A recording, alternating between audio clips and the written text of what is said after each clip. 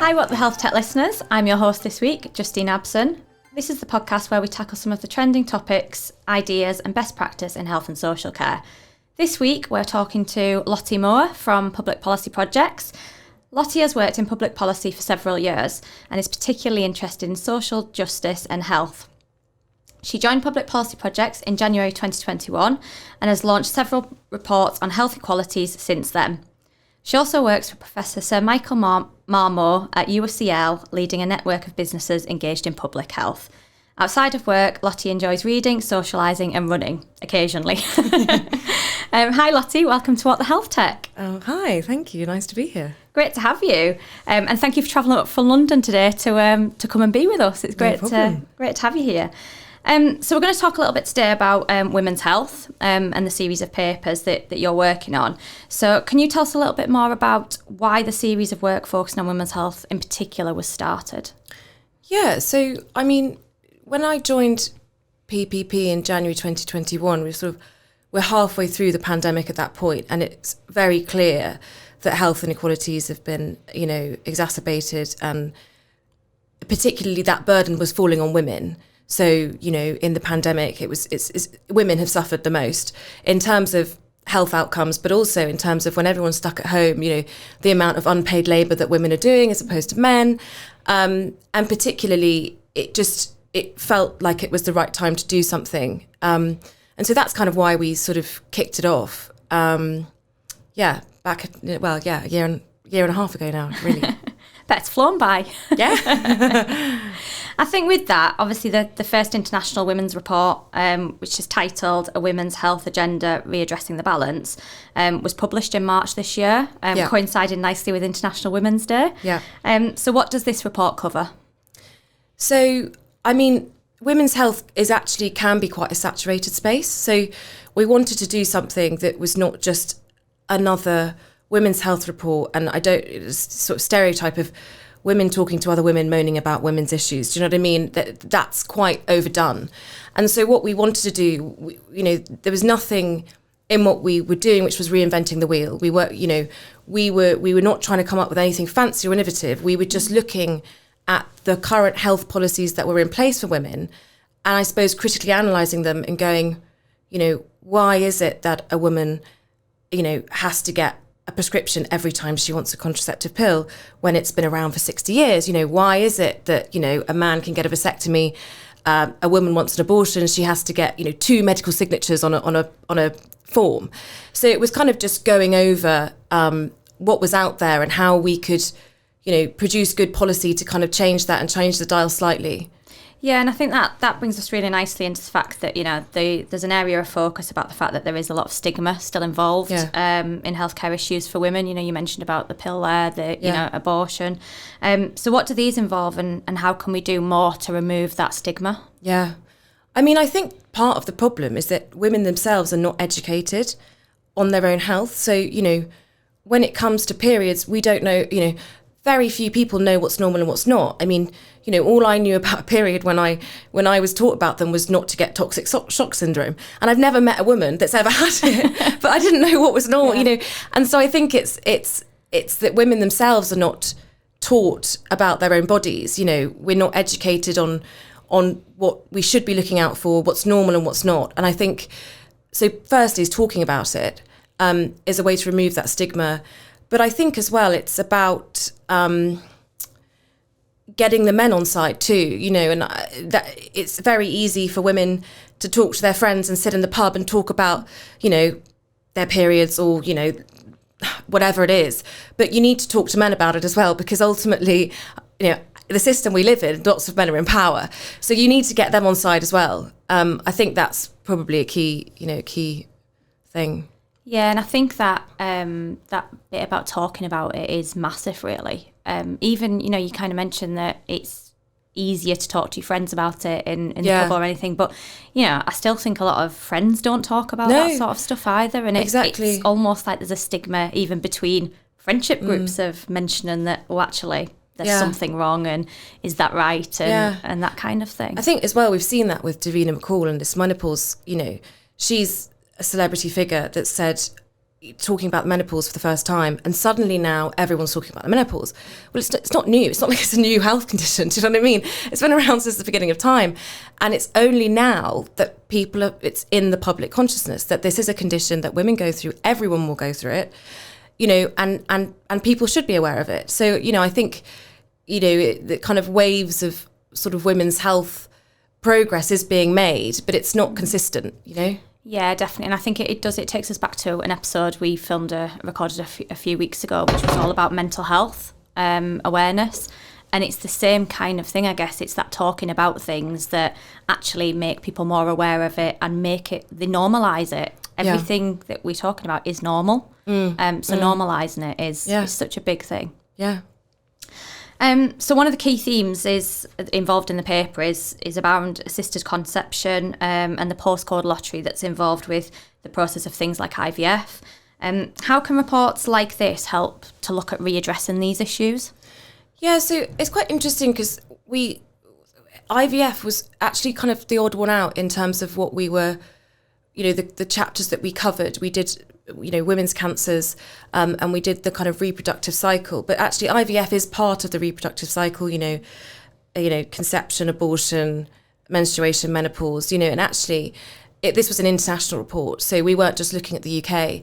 And in certain communities, particularly in middle and low income countries, you are not going to get through the door to talk to women about stopping having children if you're not also going to tell them to have children, because in sub-Saharan Africa particularly, women are seen as just baby makers. They are literally just reproductive vehicles. And so, in those communities where the men are really in charge, if you're going to go and try and talk to someone's wife about how to stop having babies, you have to tell them how they can have them as well.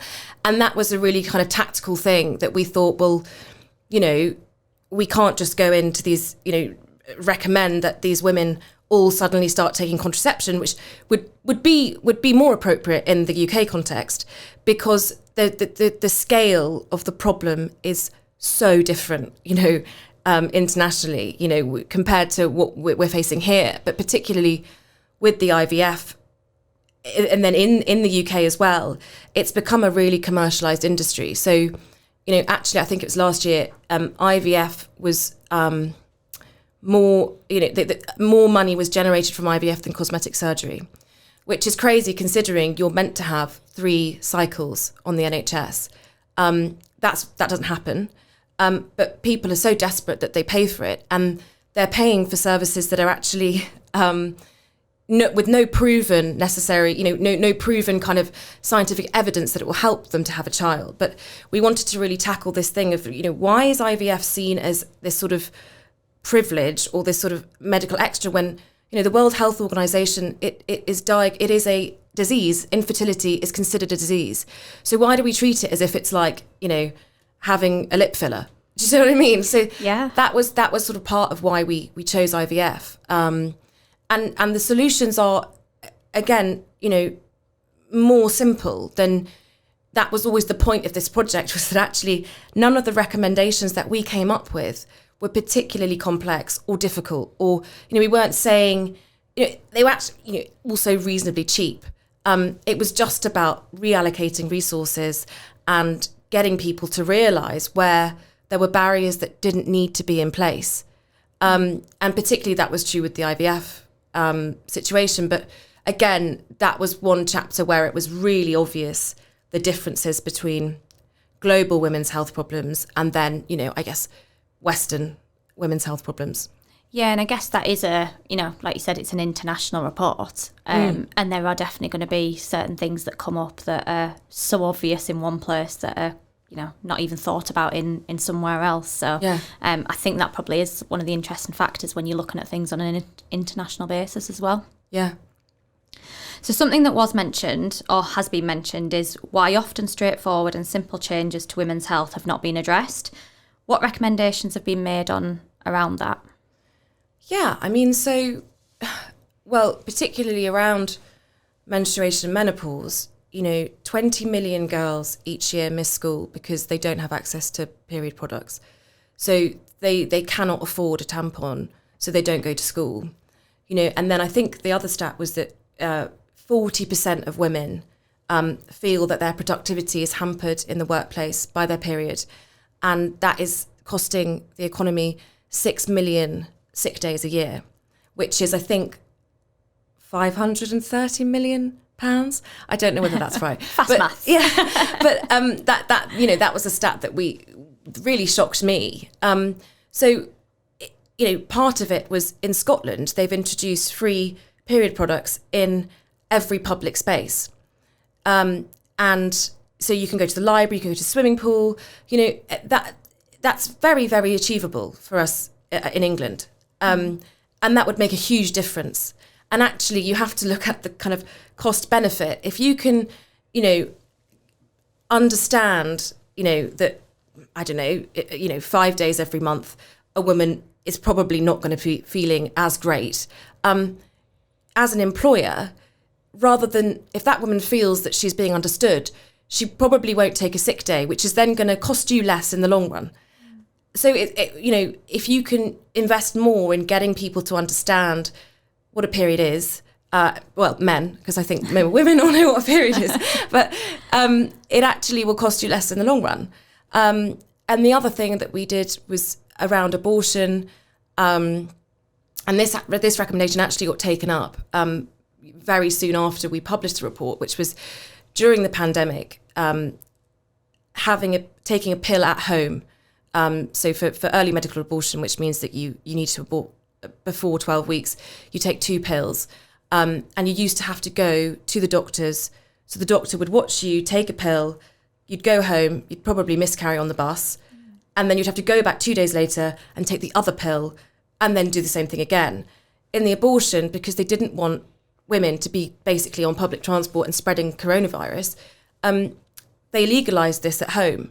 So women would still have, a face-to-face consultation, but it would be virtual. And then they could pick up their prescription, or they could have it posted to them. And in terms of the safety, it became something like over 99% more safe. Women were less and less women were having complications, and it's just a really simple thing. Do you know what I mean? And so we said the government was then considering repealing that legislation, despite all of this evidence, and we said that is mad. And not because it was any agenda, because that was what our experts told us, and that's what we do here, at PPP. We don't just, it's not just on a whim. We had the best doctors in the world here saying, you can't get rid of that. And so we recommended, we said, this is what we think you should do, and this is the medical evidence as to why. And, brilliant, gain for women that then, the government said, actually, there's going to be a riot if we try and take this away. So that's now been made permanent. Oh, I mean, that's amazing. And that's credit to the kind of work that you guys are and it's not just us as well. There's lots of charities that we've also worked with that were really, really, hot on this too. But, it is that kind of thing where you go, something that is actually really, really simple. We weren't saying it was any sort of amazing technology that needed to be invested in. Just a really simple trick that would actually revolutionise, women's health. They weren't going to have to go and face anti-abortion activists in outside a clinic. It was safer. It makes sense. It's a lot less traumatic as well. Yeah. It's no one ever knows why a woman's going to go and get an abortion. Yeah. So it's to kind of be able to do it at home, in the comfort of your home, and know that, like you said, like when it happens, you're not on a bus, you're not, in the car park or whatever that might be. Definitely feels like it will be a lot less traumatic for the woman involved as well. Yeah, and I think the other thing is that we've seen, particularly in America, which is supposedly a liberal democracy, abortion is being illegalized. It's being made illegal in certain states. Yeah, of course. So you can't ever take for granted women's health. The gains that we've made, we can't take them for granted, because if somewhere like the US can then make abortion illegal, no one's safe from it. And the thing is what I always say is, if you make abortion illegal, you're not going to stop women having abortions. Women are going to have abortions anyway, but they're going to do it in an unsafe way. And they're going to die potentially. So, you don't, if you make something more difficult, you don't stop it happening. And I think there's a lot of things like that in women's health, Yeah, definitely. It doesn't just go away because it's illegal, basically. And I think it's that, like you said, you kind of don't want to go one step forwards, two step backwards. Yeah. That decision's been made. So, why kind of then turn around and take that decision back? So, absolutely. I think it's fantastic that has now become, obviously, legal in the UK, which is great. One thing the report does highlight is the importance of embracing a culture of change in the design and delivery of women's health to achieve national systems and local services that fit to meet the expectations of the 21st century woman, basically. Where are the biggest concerns around this? So I think with 21st century women, in the UK, we've embraced a society which allows women to be educated, to have careers. So, my mother, who was having her kids at 21, I'm 25 now. I've got no plans to have kids anytime soon, because the opportunities that I've had, she didn't have. But at the same time, we're expecting women to be in a financial position, to be in a stable relationship, which often doesn't come till later in life. So you are going to have a longer period of time where women are going to need contraception. And you're going to have a longer period of time where women might not be able to conceive naturally. So again, going back to IVF and assisted conception, more and more women are going to need to have that, because in terms of the way that we're going societally, women are having children later and later and later. And so, that needs to be a serious kind of consideration for the government, particularly in public policy, is that this problem's only going to get more exacerbated. And then linked to that is that more women are living longer. So again, more people in the menopause for longer. And I think particularly with the menopause, women in their 50s and 60s are often at the most productive and most skilled time of their lives in terms of, they've had their kids, they've grown up, they've been in the workplace for 30 years or however long, so they've got the most skills they're ever going to have, and they're leaving because of the menopause. They're retiring early because of the menopause, and that is actually a particular problem in the NHS. So, we need to retain that workforce, and so I think that's a big challenge, particularly is basically the ageing population of women and the actual natural cycles that they're going through. How do you adapt society to those changes? Yeah, and I think going back to, obviously you mentioned about the menopause, and obviously at the beginning about actually talking and how important that is. And I think that is a huge thing. I remember, my mum going through it when I was younger, and it wasn't talked about. No. Instead, it was just like, what's wrong now sort of thing. And she's gone mad, oh God, there's a lot of stereotypes around it. To now be talking about that and raising this awareness, I think is so important. Which brings me really nicely actually into my next question, which is about how we can all help to raise awareness. So, from our listeners' point of view and that kind of thing, how can we help raise awareness of these issues and help to shape the future of women for, I guess, not just the UK, but across the world? I think, again, education is a really key thing, and particularly, when you're talking to children or like young girls that are teenagers, like, being honest about what the experience is like to have a period, or, to have a baby, or, to struggle to have a baby. Those things that are taboo, you only dispel the taboo by talking about them. But also, so I think it's an education piece, particularly for younger girls, but also it's about recognising the wider context in which we have it really lucky here, relatively. So, when we're looking at lower middle income countries, what can we do here to help those places, and also what can we learn from them? So a particular example was that Rwanda is actually on track to beat cervical cancer before the UK does. Wow! So they have an elimination strategy that is going to eliminate cervical cancer the fastest in the world. If Rwanda can do it, why on earth have we not got policy in place to eliminate cervical cancer? And actually that is going to be the next pandemic for women, is that, maternal mortality has decreased. But more and more women, because they're kind of adapting to more Western lifestyles, they're having sex earlier.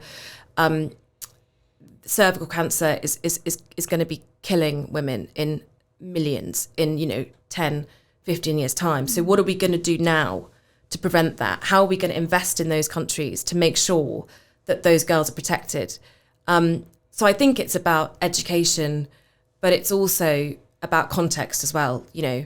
There's and like the thing is women are very good at sharing. So women, they don't keep things to themselves. If you have they're 50% of the world, like you can't stop them. Yeah. You can't ignore 50% of the world, right? So I think it is just about riding on the wave of sort of feminism that we're in now. That does impact women's health. So I think recognizing that. Yeah, and I think it's it is such an important point, and there's so many things to talk about as well involved in women's health in general that just talking about little bits and pieces with your friends is really key. Yeah. So what about the future? What's next in the series of work for women in healthcare? Well, I've had lots of plans. I think we'd really like to do something on minority ethnic women. So there's really bad statistics about black women are 4 times more likely to die in childbirth in this country than white women. So there's a lot of policy to be done on how can we improve healthcare and access for minority ethnic women. I think as well there's a lot on we have a big life sciences pillar within our policy at PPP, and particularly the intersection of health and life sciences. Then women participating in clinical trials, so that the drugs that they're receiving are properly tested on them. COVID-19, pregnant women were excluded from clinical trials, so pregnant women didn't know whether it was safe for them to take a vaccine, and now, really, really sadly, the women in ICUs now who are dying of COVID are pregnant, unvaccinated women. So women were not introduced into clinical trials until 9 months in. I mean, that's not okay. And that's often the case. So I think there's a lot of work to be done there. Yeah, and I think that's, that is the sort of the thing that probably does need looked at more and thought about. And, there has to be a way to kind of get that involvement, I guess. Yeah. So to tie up this episode, at the end of every one, we ask everyone about what their health tech moment is. So the question is a bit of fun. Everyone's got weird and wonderful stories from healthcare. So is there anything you've got that's impacted you, or anything that you'd like to share with our listeners as your what the health tech moment? I mean, because obviously working in kind of policy, we don't explicitly work in health tech, but in terms of my personal experience of health and tech, I'm a big Dr. Google person, so I think I've probably diagnosed myself with about 4,000 terminal illnesses. I think everybody has done the same. When I'm actually perfectly healthy. So yeah, I'm definitely a kind of internet Dr. Google person. I could do much better. I would do much better without the internet in terms of my health, I think. Yeah, I genuinely think most people have, in fact, I think everybody has definitely Googled that that symptom thing at least once. But yeah, it can be a bit scary to do that, can't it? Yeah. Oh, brilliant. Lottie, thank you so much for joining us today. It's been great to have you, and obviously to talk about such important topics that people don't feel comfortable talking about as well. And I think this series of papers is just going to help raise that awareness. And, I, for one, will kind of take away talking to my friends more about some of these issues. So yeah, really appreciate you joining us today. Next week, we're speaking to Craig Rainford, Project Manager at Radar Healthcare. Craig recently joined us after spending 20 years with Four Seasons Healthcare Group. So we're really looking forward to chatting to him about moving over to Radar Healthcare. Don't forget to rate and subscribe wherever you get your podcasts. And if you have any questions for our guests or us, please email whatthehealthtech@radarhealthcare.com. Thanks.